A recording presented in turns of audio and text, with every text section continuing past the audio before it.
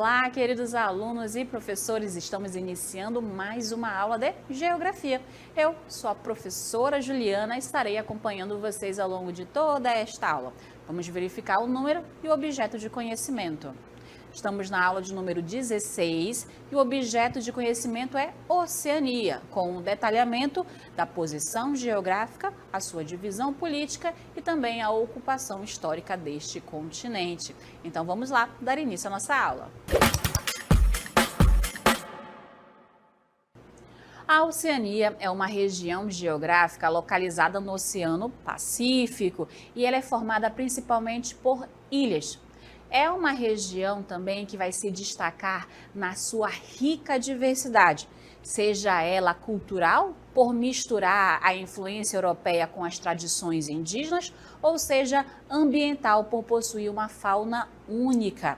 E ainda vai apresentar belíssimas paisagens, que vão desde praias tropicais até montanhas. A gente vai estudar ao longo desta aula mais detalhes de características gerais sobre a Oceania. Vamos então começar falando ainda mais que ela é o menor continente do planeta, com cerca de 8.528.382 quilômetros quadrados de terras emersas. O que são as terras emersas? São aquelas terras que estão acima do nível d'água.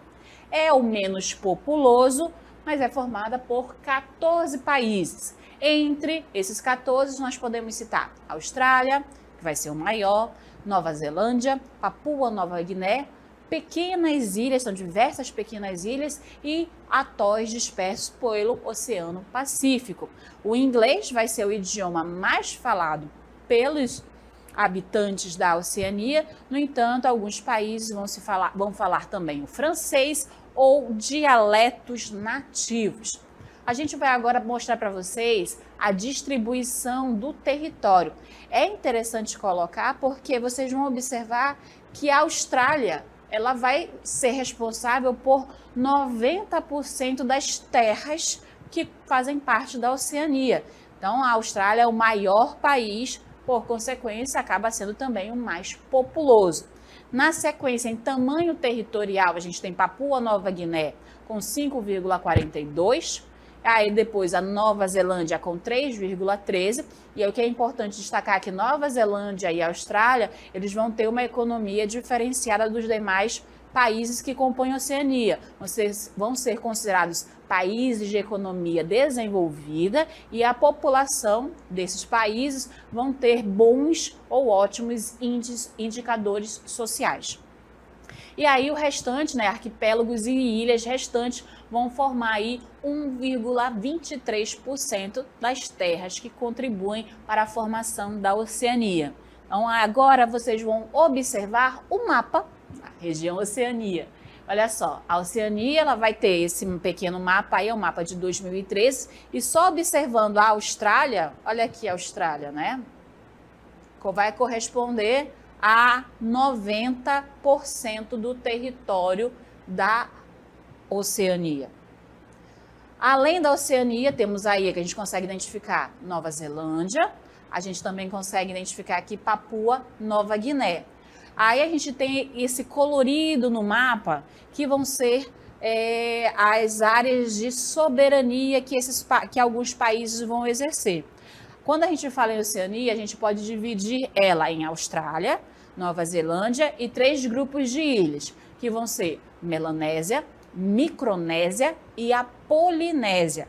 Esses países, como eu já falei para vocês, eles foram alvos ali de disputas geopolíticas, né? Países queriam ali se colocar de alguma forma, colocando bases militares para poder ter acesso a essa região do Oceano Pacífico. Então ela foi muito disputada entre as potências europeias e os Estados Unidos. E aí nessa região aqui, toda em roxa, que é a maior parte, são aonde a França exerceu, são pequenos países que vão ter hoje a sua independência. Aí aqui, ó, esse roxinho mais clarinho é aonde a França exerce o seu domínio.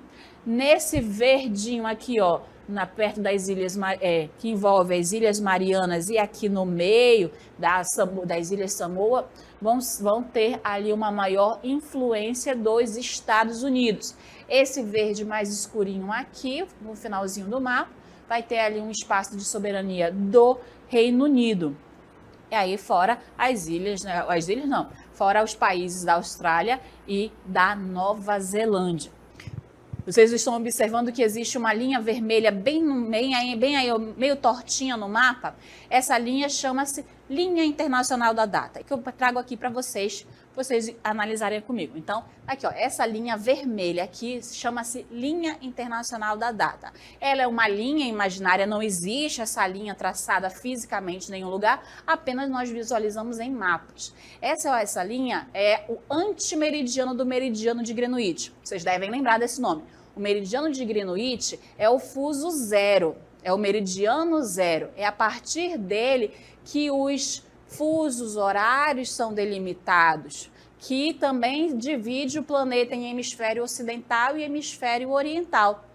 Se a gente for a 180 graus, a gente acha a linha internacional da data. Essa linha, ela determina o início e o fim de um dia no calendário. Então, ela vai ter essa importância porque ela marca a passagem dos dias civis no nosso planeta. O que é interessante? É só uma linha, não tem uma importância maior? Tem, porque ela vai marcar o que é o dia de hoje e o que é o dia de ontem. A oeste dessa linha, aonde eu estou, que é a oeste, ela vai estar no dia de hoje. Se eu for para frente, se eu for para o leste, eu estou avançando, eu ultrapassei essa linha e eu estou como se fosse ontem. Então, suponhamos que hoje é dia 11, né? Suponhamos que na Austrália é dia 11. Aqui, nessa região da Polinésia é o dia 10 ainda. O movimento de rotação, ou se eu sair daqui do leste e me movimentar para o oeste, eu avancei um dia no calendário. E se eu vou de oeste para leste, eu atrasei um dia no calendário. E isso acaba gerando diversos problemas financeiros para essas populações, porque tem um dia aí. Então, para leste da linha é um dia no passado e para oeste dessa linha é um dia de hoje, o dia presente. Agora a gente vai analisar um pouquinho sobre essas regiões que formam a Oceania. A Austrália, Nova Zelândia, a gente vai trabalhar mais à frente e hoje a gente vai visualizar ainda mais sobre esses grupos de ilhas, que é a Melanésia, a Micronésia e a Polinésia. Começamos a falar sobre a Melanésia. A Melanésia ela vai ter esse nome devido a um termo grego que vai significar Ilha dos Negros. A população que compõe principalmente as ilhas da Melanésia, elas têm naturalmente a cor de pele mais escura, negra. Então são os negros da Oceania. Quais são essas ilhas? Então vão ser Papua Nova Guiné, até as proximidades da Nova Zelândia. E a população aborígene, ou seja, a população nativa dessa região, ela tem naturalmente a cor da pele mais negra, mais escurecida. Daí que vem o nome Melanésia. As ilhas vão ser predominantemente montanhosas, vulcânicas, vão ter um clima úmido e a população aí vai girar em torno de 10 milhões de habitantes, dos quais cerca de 80% vivem na Papua Nova Guiné, que territorialmente, como a gente já viu também no gráfico, ela vai ser o segundo país mais extenso que a gente encontra na região da Oceania. Então aqui comigo a região da Melanésia que vocês conseguem enxergar. Aí a gente vai destacar aqui alguns desses países que estão. Toda essa mancha em azul que vocês conseguem observar são países que compõem, então, a Melanésia. A gente começa falando de Papua Nova Guiné. Olha só, bem lá em cima, a gente consegue observar a Papua Nova Guiné, que ela foi ocupada por britânicos, alemães e também holandeses. E em 1975 é quando ela se torna um país independente, constituindo-se então com estados. Depois a gente vai falar um pouquinho mais adiante, tem as Ilhas Salomão.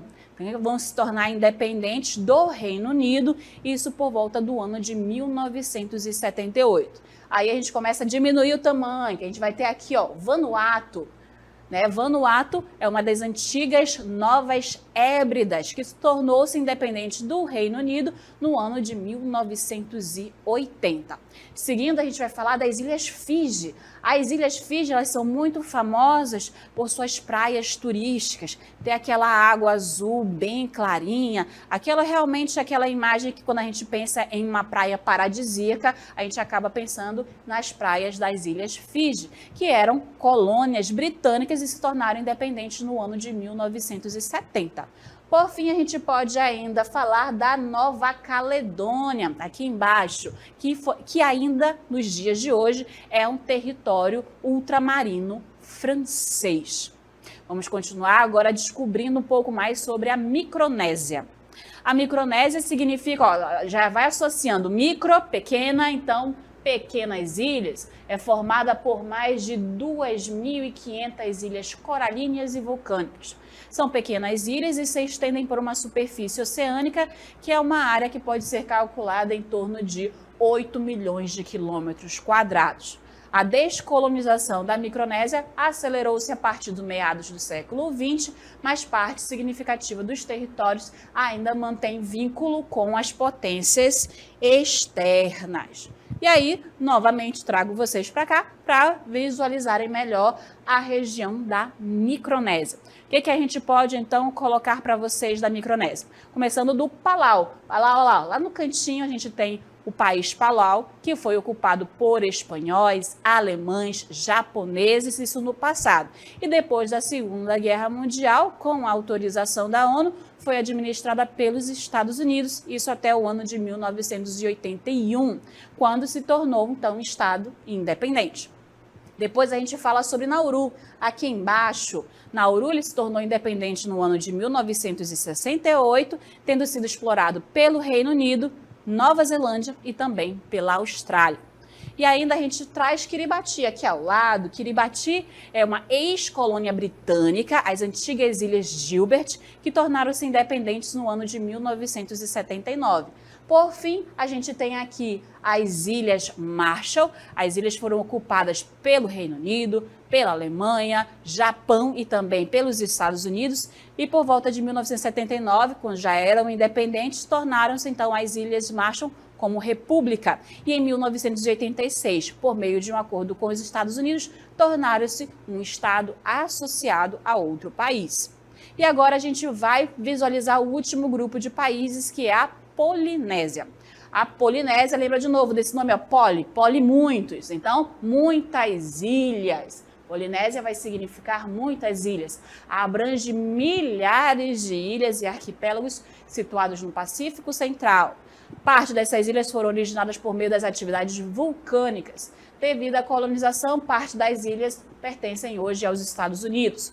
O atol de Mururoa, na Polinésia Francesa, foi palco de testes nucleares franceses desde 1960. Essa atividade já terminou porque se verificou que muitos habitantes dessa região acabaram desenvolvendo doenças ligadas à radioatividade dos testes nucleares, então ela cessou por volta de 1966 devido a uma grande pressão mundial, local e regional, fazendo com que a França tivesse que assinar o Tratado de Proibição de Testes Nucleares.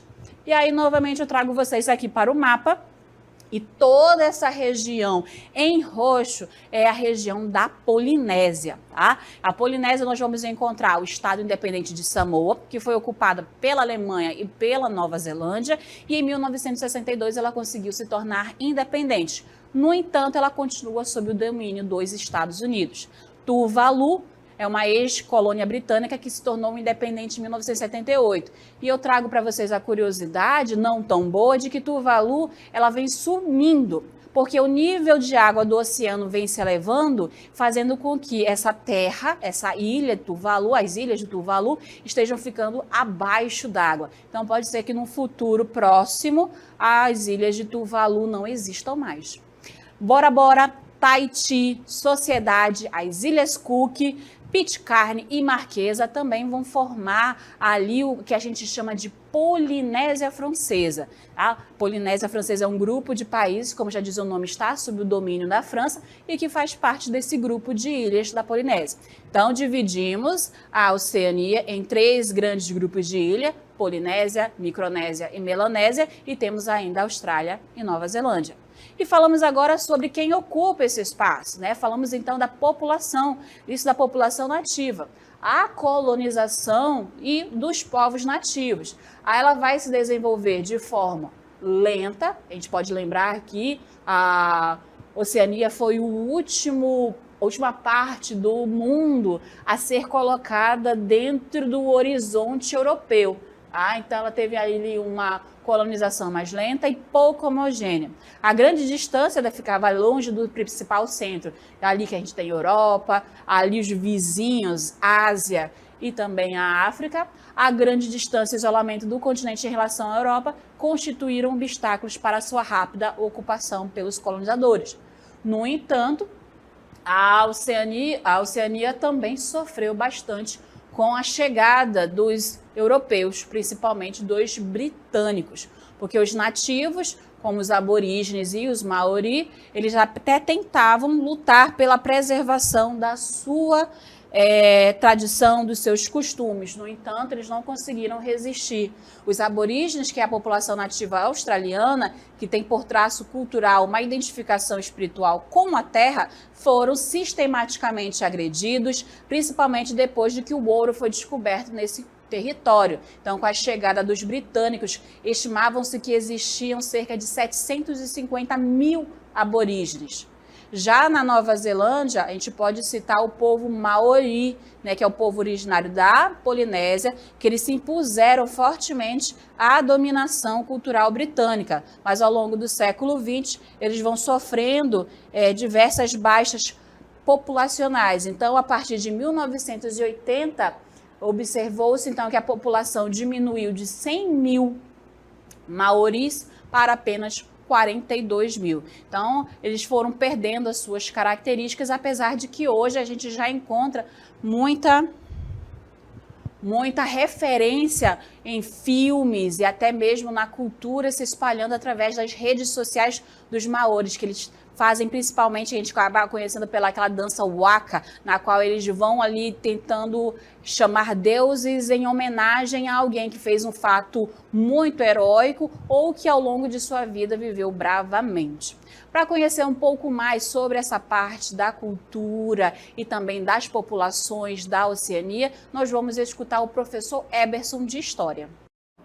Olá pessoal, sou o professor Eberson Cardoso de História e hoje vamos falar sobre a dominação europeia na Oceania. Um processo que, assim como na América, teve consequências profundas para os povos nativos. E diferente do que ocorreu na América, a Oceania não foi descoberta pelos europeus, mas sim encontrada por exploradores que chegaram às regiões já habitadas por milênios. Este contato teve um impacto significativo, tanto na história quanto no desenvolvimento científico da época. A Oceania, com a sua rica biodiversidade e minerais, se tornou um campo de estudo crucial para a botânica e a mineralogia, contribuindo para o avanço da ciência europeia. Entretanto, a colonização trouxe consequências devastadoras para os povos nativos. Muitos foram dizimados por doenças e conflitos. Também teve a migração forçada para áreas como o interior desértico da Austrália. Isso modificou drasticamente as suas formas de vida. A ocupação europeia, que visava o controle de terras e recursos, teve um impacto irreversível na demografia e nas culturas indígenas da Oceania. Compreender a dominação europeia na Oceania, turma, é fundamental para reconhecer tanto as contribuições científicas que dela derivaram, quanto as tragédias humanas que ela causou. Muito bem, então o professor Eberson trouxe todo esse contexto histórico, trazendo para a gente como é que ocorreu mais fortemente essa colonização europeia ali, principalmente na Austrália e na Nova Zelândia. Agora a gente parte para falar sobre a parte física, ou seja, o relevo, clima, né, a vegetação dessa região. A gente começa falando sobre o relevo. O relevo das ilhas da Oceania, eles vão ser apresentados com grandes contrastes. Isso porque eles se constituíram em diferentes períodos geológicos. No entanto, que a gente ainda observa que a maior parte do relevo australiano é de origem bem antiga e vão predominar os planaltos e as planícies. E aí o que a gente traz de destaque para vocês é que na Cordilheira Australiana, que vai se estender paralelamente ao litoral oriental, situam-se as montanhas mais altas do país. E vocês estão observando o Monte Kosciuszko, que vai ter aí em torno de 2.228 metros de altitude. As demais ilhas apresentam formações mais recentes, vão ser originadas aqui no período terciário, e aí sim, como na Nova Zelândia, Havaí, e esses dois vão ter uma atividade vulcânica muito intensa, ok? E aí, as ilhas, falando por último, são ilhas formadas a partir do crescimento de corais sobre antigos vulcões. Então, vocês estão conseguindo observar essa forma, né, na imagem? Olha só, a borda dela é um antigo vulcão, né? Era um vulcão ativo no passado. Esse vulcão, conforme foi deixando de ter atividade, se tornou inativo, ele começou a sofrer a erosão do tempo e foi então ali diminuindo e as águas foram tomando contas, né? Por isso que é de origem vulcânica a maior parte aí das ilhas dessa região, sendo característica principalmente da Micronésia e da Polinésia. Aí a gente já parte para falar do clima.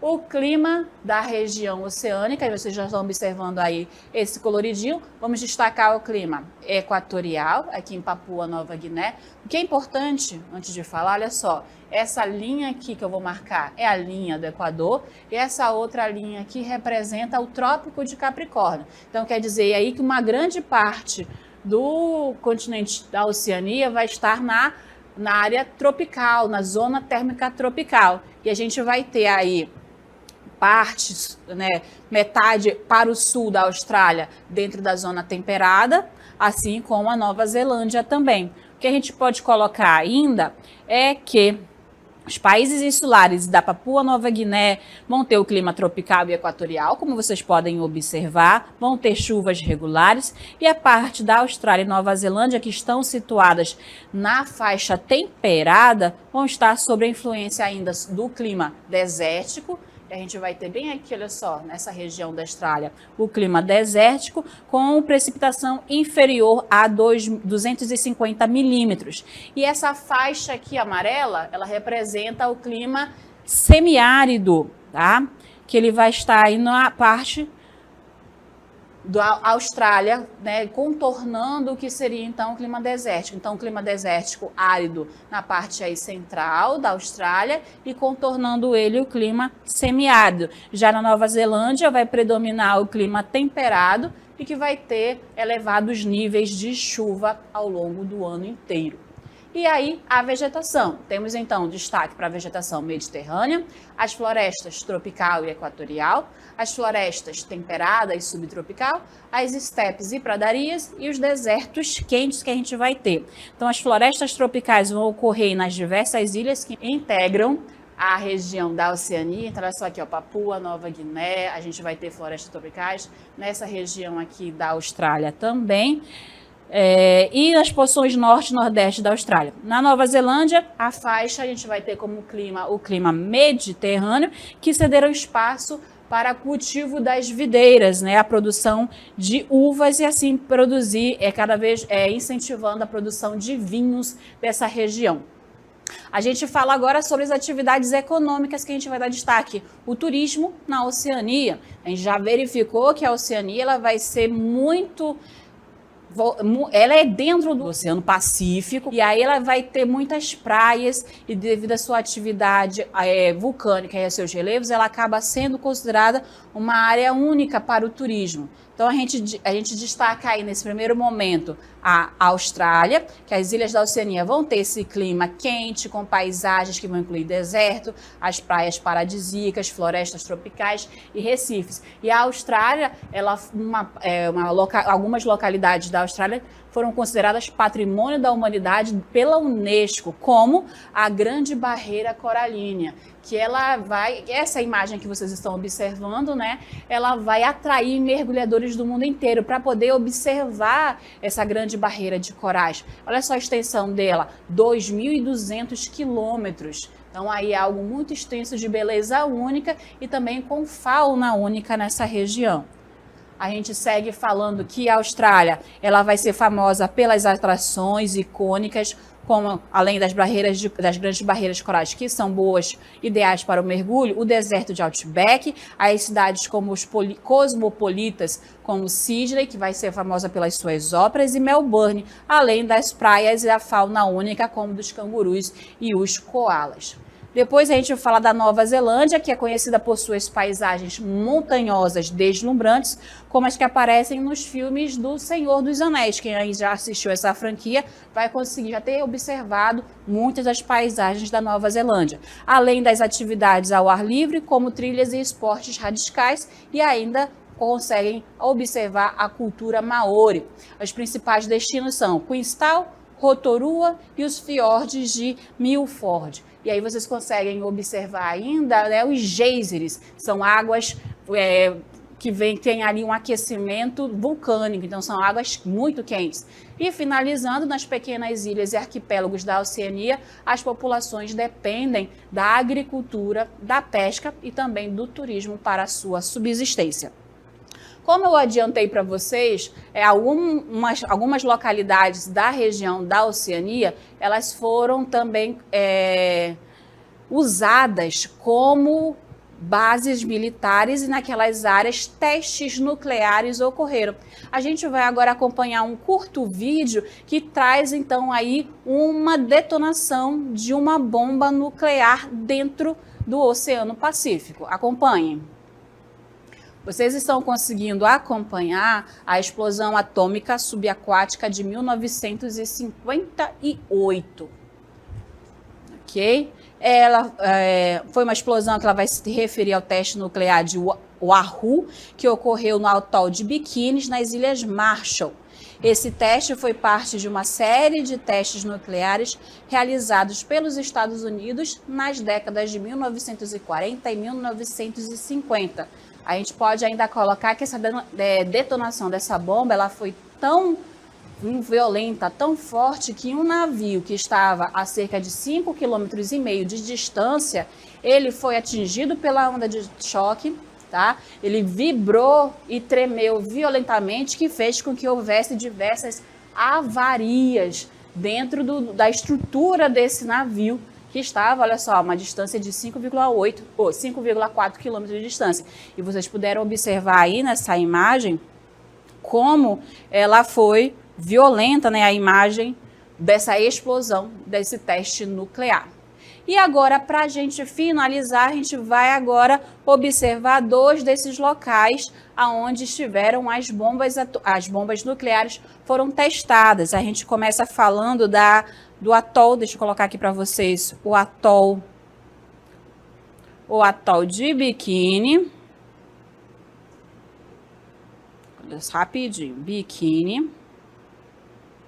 Aqui. Localizando para vocês. Aqui, olha só, essa ilha. Vocês podem até observar também a bordinha dela mais clara, que é justamente devido a ser um local de origem coralina, que antigamente foi um vulcão. Então, aí, próximo a essas ilhas, diversos testes nucleares foram colocados em prática nas décadas de 1940, 1950, pelos Estados Unidos, né, que fizeram com que essa região fosse até mesmo isolada do contato humano durante 4 décadas. E ao fim do século passado, por volta de 1996, é que o atol foi declarado finalmente livre das radiações, para que pudesse ser retirado desse estado de isolamento. Aí depois a gente também pode trazer para vocês aqui o atol de Moruroa. Aqui, ó, Moruroa, na Polinésia Francesa. Olha só o que acontece. Então, aqui, ó, localizando aí o atol de Moruroa, que localiza-se no arquipélago de Tuamotu, na Polinésia Francesa, como eu já falei. Ele tornou-se conhecido pelo atol de Fangatalfa, que desde que a França iniciou ali seus testes nucleares também, entre 1966 até 1974, mais de 46 testes atmosféricos e 150 testes subterrâneos foram, então, praticados ali nessa região. Então, aí a região da Oceania, ela foi muito disputada entre essas potências, justamente para que ela pudesse ali, ela é considerada, né, como estratégia geopolítica, então muitos quiseram então ter ali um pouco do seu domínio naquela região. Finalizamos então aqui a nossa aula de geografia.